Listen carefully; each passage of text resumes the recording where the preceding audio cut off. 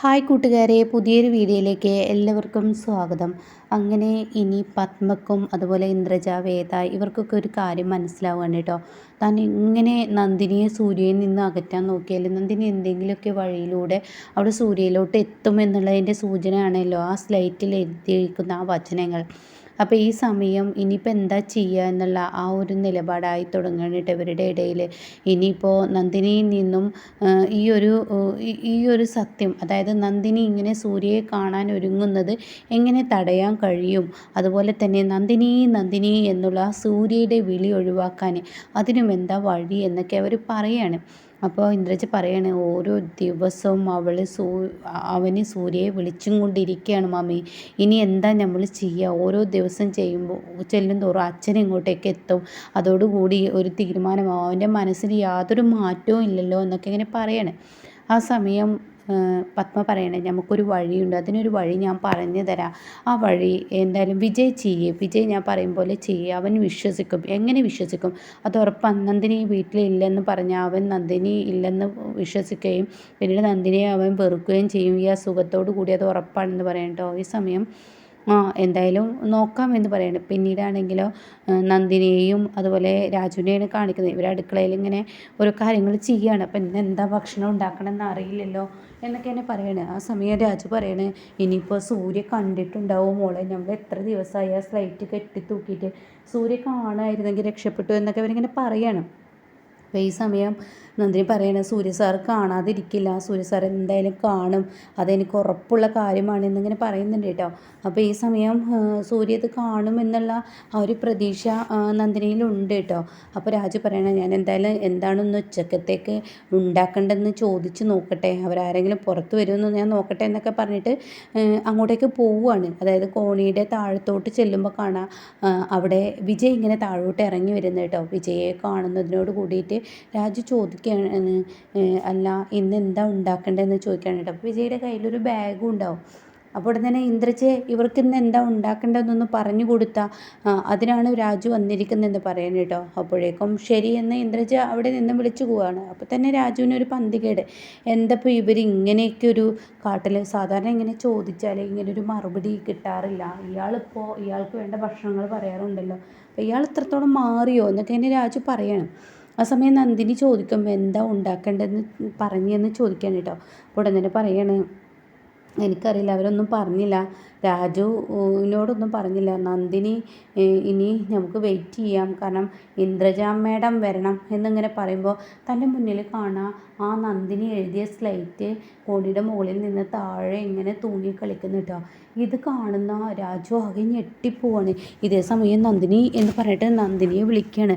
അപ്പോൾ നന്ദിനി ഇത് കാണുകയാണ് കേട്ടോ. അപ്പോൾ നന്ദിനി ഇത് കാണുന്നതിനോട് കൂടി നന്ദിനി ആകെ ഞെട്ടിപ്പോവാണ് കേട്ടോ. ഈശ്വര, ഇതെങ്ങനെ താഴെ വന്നു എന്നുള്ള ആ ഒരു ഇതോടുകൂടി അവരാകെ അന്താളിപ്പോട് കൂടി നിൽക്കുമ്പോഴാണ് കേട്ടോ അങ്ങോട്ടേക്ക് കടന്നു വരുന്നത് പത്മയും ഇന്ദ്രജയും കൂടിയിട്ടോ. അപ്പോൾ പത്മ പറയണേ, എന്താ നീ ഒട്ടും പ്രതീക്ഷിച്ചില്ലേ? ഈ സ്ലൈറ്റ് ഞങ്ങൾ കണ്ടുപിടിക്കുന്ന നീ പ്രതീക്ഷിച്ചുണ്ടാവില്ലല്ലേ? എന്നാൽ ഇത് പ്രതീക്ഷിക്കണം. എൻ്റെ മകനെ നീ കാണണ്ട എന്നുള്ളത് എൻ്റെ മനസ്സിൽ ഞാൻ ഉറപ്പിച്ച കാര്യമാണ്.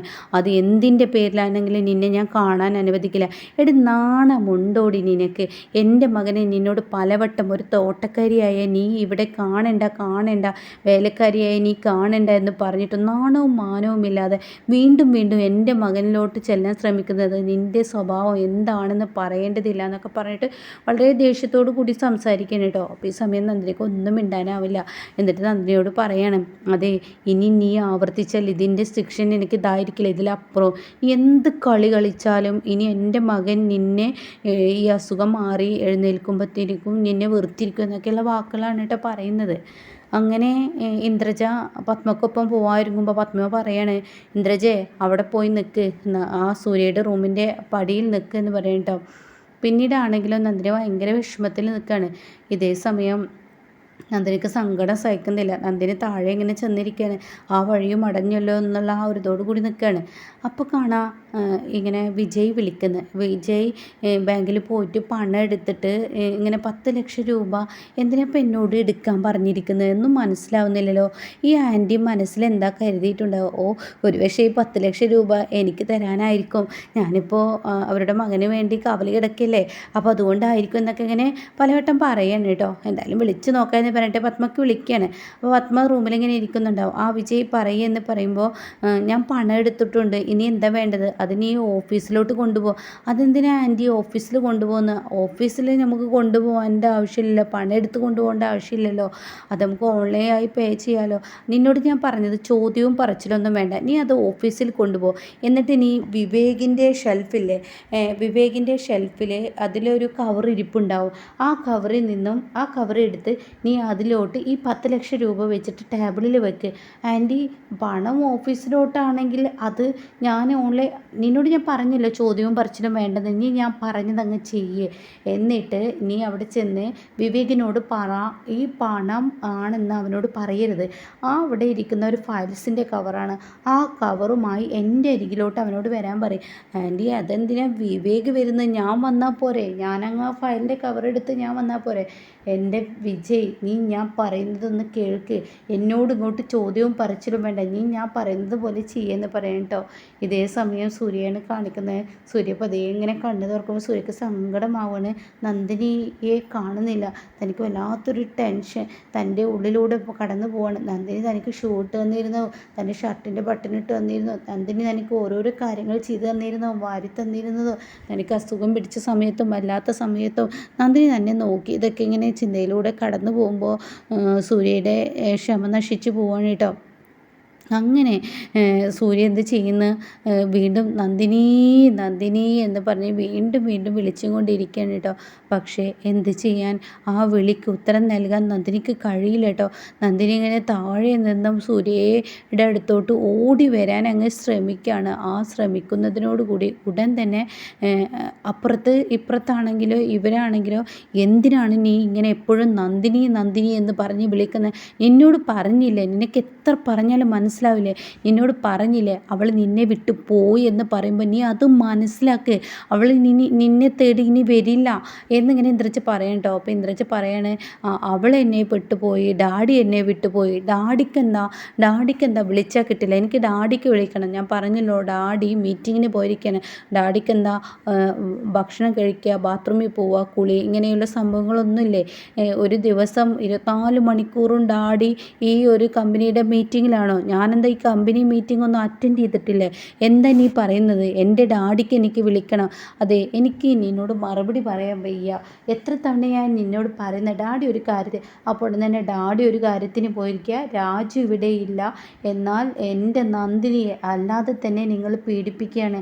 എൻ്റെ നന്ദിനിയെ നിങ്ങൾ എന്തോ ചെയ്തിരിക്കുക, എനിക്ക് മനസ്സിലാവുന്നുണ്ട്. ഞാനാണെങ്കിലും ഈ കാല് എന്ന് പറഞ്ഞിട്ട് കാലിനിട്ട് അടിക്കുന്ന ഈ കാലുകൊണ്ട് സുഖവുമില്ല. ഡാഡി ആണെങ്കിലോ ഇവിടെയില്ല. മനഃപൂർവ്വം നിങ്ങൾ എന്തോ ഒരു ചതി ഒരുക്കിയിരിക്കുകയാണ്. നന്ദിനിയെ വീഴ്ത്താനുള്ള എന്തോ ഒരു ചതിയാണ് നിങ്ങൾ ഒരുക്കിയിരിക്കുന്നത്. ആ പാവം പെൺകുട്ടി എവിടെ? മര്യാദക്ക് പറയൂ എന്ന് വീണ്ടും ആവർത്തിക്കുകയാണ് കേട്ടോ. ഇതേ സമയം ഇതിന് മറുപടി പറയാൻ പറ്റുന്നില്ല. കാരണം ഇന്ദ്രജ ആകെ കുടുങ്ങിപ്പോവാണ്. ഇന്ദ്രജയ്ക്ക് പേടിയാവുകയാണ്. സൂര്യയുടെ മുന്നിൽ നിൽക്കുകയാണ്. എന്നിട്ട് സൂര്യ പറയണം, പറയാതൊക്കെ പറയടി, എൻ്റെ നന്ദിനി എവിടെ? നന്ദിനിയെ നിങ്ങളെല്ലാവരും കൂടി എന്താ ചെയ്തു വെച്ചിരിക്കുന്നത്? മര്യാദക്ക് പറ എന്ന് പറഞ്ഞ് ദേഷ്യത്തോടു കൂടി സംസാരിക്കുകയാണ് കേട്ടോ. ആ സമയം സൂര്യ, ഞാൻ നിന്നോടൊരു കാര്യം പറയാം. നിന്നോട് എത്ര തവണ എന്ന് വെച്ചിട്ടാണ് ഒരു മനുഷ്യൻ സംസാരിക്കുന്നത്? എത്ര തവണ പറഞ്ഞാലും നിനക്ക് മനസ്സിലാവില്ലേ? എത്രയെന്ന് വെച്ചിട്ടാണ് നിന്നോട് ഇങ്ങനെ ആവർത്തിച്ച് പറയാം. അവൾ നിന്നെ വിട്ടേച്ച് പോയി എന്ന് പറഞ്ഞാൽ അത് നീ മനസ്സിലാക്കുക. അവൾക്ക് നിന്നെ വേണ്ടാഞ്ഞിട്ടല്ലേ പോയത്? എത്രയെന്ന് വെച്ചിട്ടാണ് നിന്നോട് പറയുക? അവൾ നിന്നോടൊരു വാക്ക് പോലും, അതെ നീ എണീറ്റ് നടക്കുമ്പോൾ എല്ലാവർക്കും ആവശ്യമുണ്ടാവും, അല്ല എങ്കിൽ ഇങ്ങനെയൊക്കെ തന്നെ ആയിരിക്കും എന്നൊക്കെ പറഞ്ഞിട്ട് വളരെ മോശമായി സംസാരിക്കുകയാണ് കേട്ടോ. അപ്പോൾ ഇങ്ങനെയൊക്കെയുള്ള ഒരു എപ്പിസോഡാണ് ഇനി വരാനിരിക്കുന്നത്.